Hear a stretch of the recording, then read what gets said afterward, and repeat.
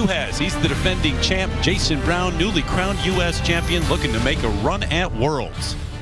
Disappointing for the Americans so far, although there is still a chance for a podium finish with Jason Brown. Yeah, there is, Terry. There was so much hype coming off of U.S. nationals for those men coming into Worlds, and it just didn't flow into the short programs. There were some disappointing shorts by Adam and Josh. But on a positive note, Jason Brown made it into the last warm-up group with a very good short program, and he's only about 1.5 points away from the bronze. Jason's legacy will not be the quad. It will be the artistry, his consistency, and the magic that he brings to this sport.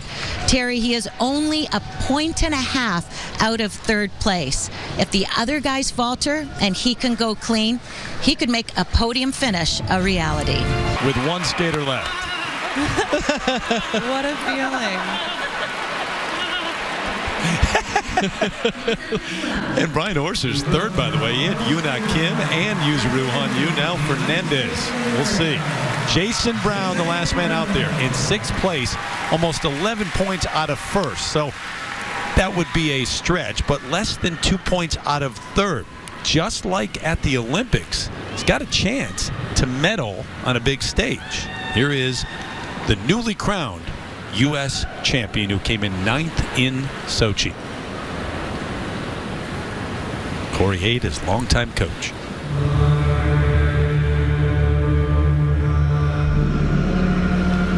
To challenge for one of those medals without a quad, Jason has to be absolutely perfect on all of his triple jumps and use the components and creative executions that he uses to his advantage to stay high in the rankings. I think it was smart, though, that he hasn't added the quad to either his short or his free skate here in China. And sitting in 6th place, he's in striking distance of that podium. A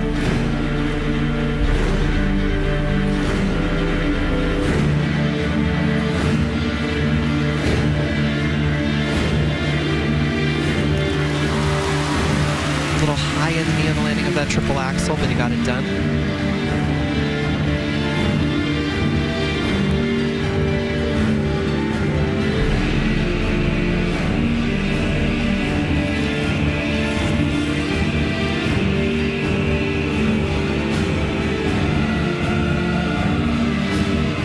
A major upgrade on the costuming for Jason.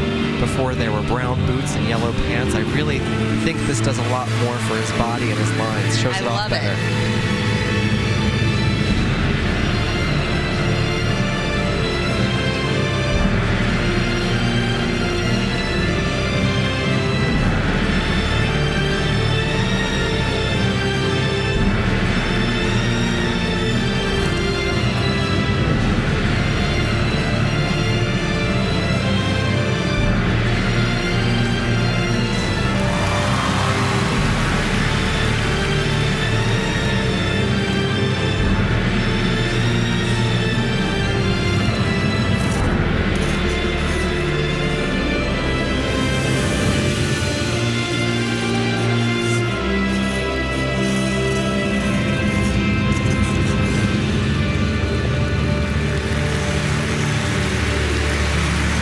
By the way, fellow American Adam Rippon is currently in 7th place. And remember, it's the combined placements. Add them together. The top two has to be 13 or less for the U.S. to get 3 spots at Worlds next year. So Jason has to move up a spot at least.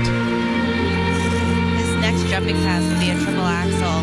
And sometimes he telegraphs that takeoff where he really holds that edge for so long before he steps up into the air.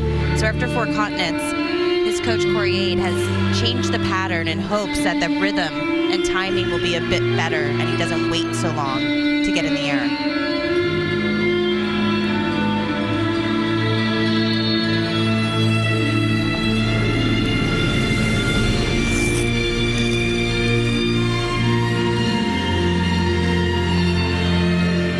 This free program is choreographed so well by Roheen Ward, so elegant and so Jason in style.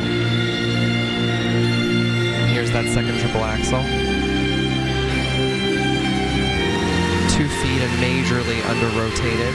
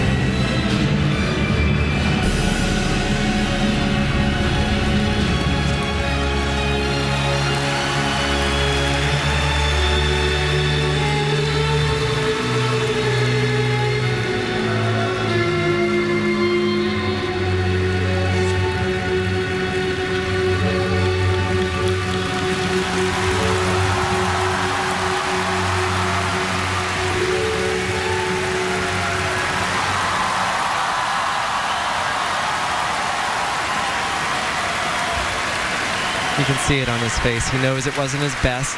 Technically, there were issues here and there, and he's the type of skater that needs everything to be perfect every single time to challenge that top three. I mean, look Without at his the quad. Look at his 84 right now versus the 93.47 from Dennis 10.